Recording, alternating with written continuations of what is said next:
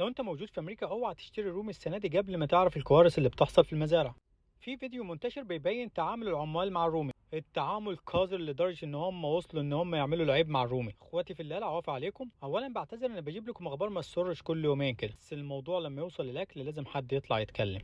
الحكايه بتبدا لما صحفي سمع كلام ما يسرش عن شركه من شركات تربيه الرومي، فقرر يعمل تحقيق صحفي عن الموضوع. اتخفى وقدم في الشغل هناك كأنه عامل عادي، ومع الوقت شاف الفظائع اللي بيعملوها العمال، بيضرب الرومي ويفطسوه. ووصل الموضوع ان هم بيعملوا عيب زي ما قلت لكم. الصحفي ما نشرش الموضوع ده كتابة، لا هو صور فيديو ونشره. احاول احط لكم الفيديو واتمنى انه يعدي من الخوارزمية، حكم ان انتوا عارفين الخوارزمية بتمنع حاجات كتير.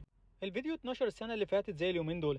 الشركة طلعت قالت يا جدعان الفيديو قديم متصور من 2006. هم ما نفوش ان الفيديو حصل، هم نفوا ان هو حصل السنة اللي فاتت. اكيد انتوا لاحظتوا ان السنة اللي فاتت سعر الرومي كان في الارض، كان ممكن تجيب الديك كامل كده بدولارين تلاتة.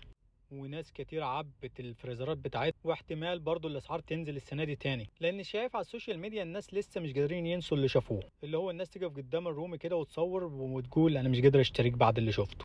احنا مش قادرين ننسى ناكلك ازاي دلوقتي بعد اللي شفناه. اكيد عدى عليكم فيديوهات كتير زي كده، بس يمكن تكونوا مش عارفين اصل الحكايه ايه.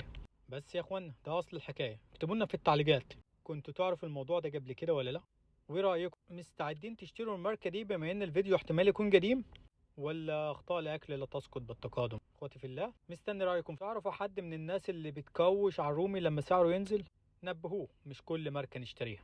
تقول بالعافيه، سلام.